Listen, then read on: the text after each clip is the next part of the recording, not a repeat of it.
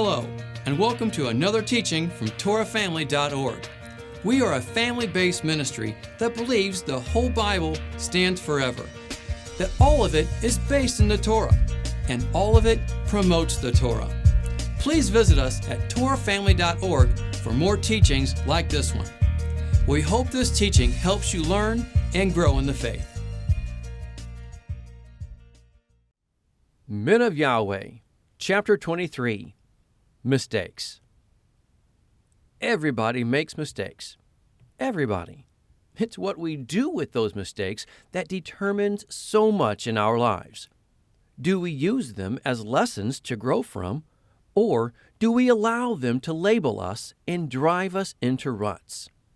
We have to learn to leave the past in the past and move forward.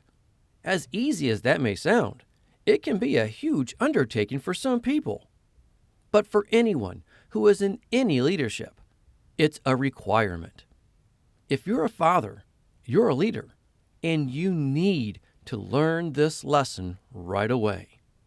I've seen where people drop anchor at their mistakes. While I'm all about finding what I may have done wrong so I don't repeat the mistake, there comes a time when we have to get up and move on. How do we move forward with what Yahweh has for us if we're anchored to our failures? So, when you make a mistake, what do you do? Do you sit there and say, "I knew I couldn't do it"? Or do you get back up and try again? Don't get me wrong. We can't have a flippant attitude towards our failures. However, we need a balanced approach just the same. All too often, I've seen where people are too hard on themselves when they make mistakes. Many of us set high expectations for ourselves. While we wouldn't think of doing such a thing to others, we still feel compelled and driven to do so for ourselves. This, in turn, makes us our own worst critic. While it's good to aim for perfection, we have to remember it won't always be obtained. We have to allow reality in our lives while still reaching for the stars. However, when we maintain a harsh, critical attitude toward ourselves, we are far more apt to let others' opinions matter more than they should. We all have someone in our life to encourage us in a closer walk with the Father. At the same time, we also have those who are there to point out every mistake along the way. It's bad enough when we struggle with low self-confidence. Why let what others say about you drive you farther down? So don't let the perceived thoughts of others impact you negatively. Don't let what others say about you be a concern. What matters most is what Yahweh knows about you, not what others think about you. Those who choose to talk about you, to drag your name down, have only joined with the enemy. They have teamed up with the accuser of the brethren. The book of Revelation says he accuses day and night. Revelation 12, verse 10. Then I heard a loud voice in heaven say, "Now have come the salvation, and the power, and the kingdom of our God, and the authority of his Christ. For the accuser of our brothers, who accuses them before our God day and night, has been hurled down." The enemy is really good about bringing up our past, any part of it, anything to get you down on yourself.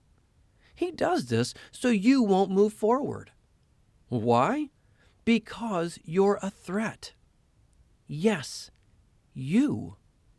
The enemy will set on your shoulders to browbeat you as long as you let him stay there. Once he has you browbeating yourself or listening to others doing so, he doesn't have to worry near as much about you. The mind is the battlefield. The enemy will do all he can to break you down in your mind. He will do all he can to make you feel like a failure. He knows if you feel like a failure, you'll never rise to be a conqueror. Please consider what Paul said to the Corinthians. 2 Corinthians chapter 10. For though we live in the world, we do not wage war as the world does. The weapons we fight with are not the weapons of the world. On the contrary, they have divine power to demolish strongholds. We demolish arguments and every pretension that sets itself up against the knowledge of God. And we take captive every thought to make it obedient to Christ. So don't give the enemy any help. Don't make his job easier. Drop anchor and start getting on with the life Yahweh has for you. A life of victory and peace. But how do we do this? How do we overcome past defeats and mistakes?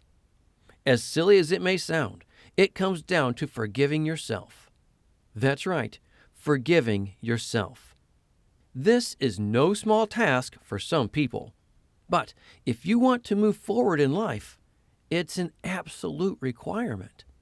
We have to stop thinking how the enemy wants us to think and start thinking how Yahweh wants us to think. That's how we conquer. And remember, Romans 8:31. What then shall we say in response to this?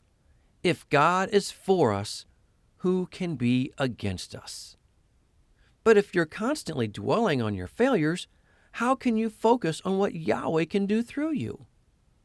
Multiple great men of Yahweh had to overcome their past, and it's no different for us today.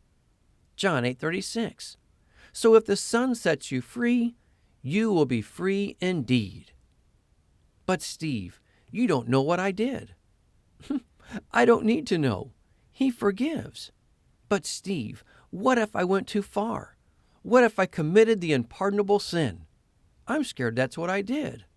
If you're concerned you did, then you didn't.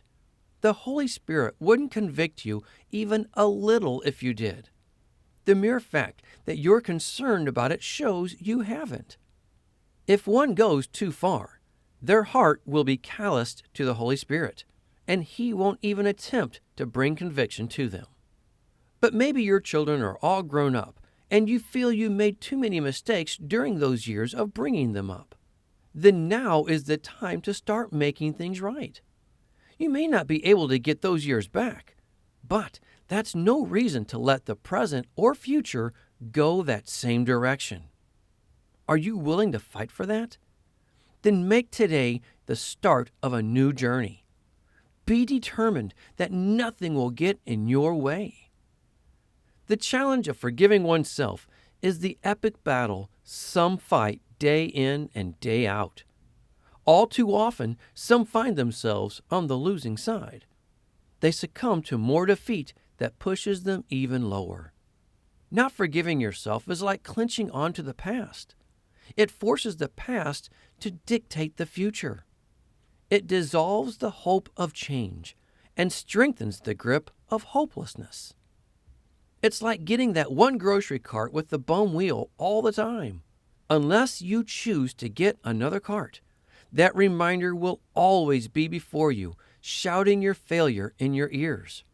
The clamoring will be like war drums pounding against your soul. It will keep you defeated all the days of your life. I once heard it said, the hardest prison to escape is our own mind. But one thing is for sure, it starts with forgiving yourself and letting it go. If you're one who struggles with forgiving yourself and remembers your failures all too easily, remember, the enemy is scared of you. Let me say that again. The enemy is scared of you. Walk in the joy of Yahweh today. Victory can be yours. Choose forgiveness. We hope you have enjoyed this teaching. Now, it's up to you to be a Berean and study it for yourself. That's the only way to grow. Until next time, Shalom.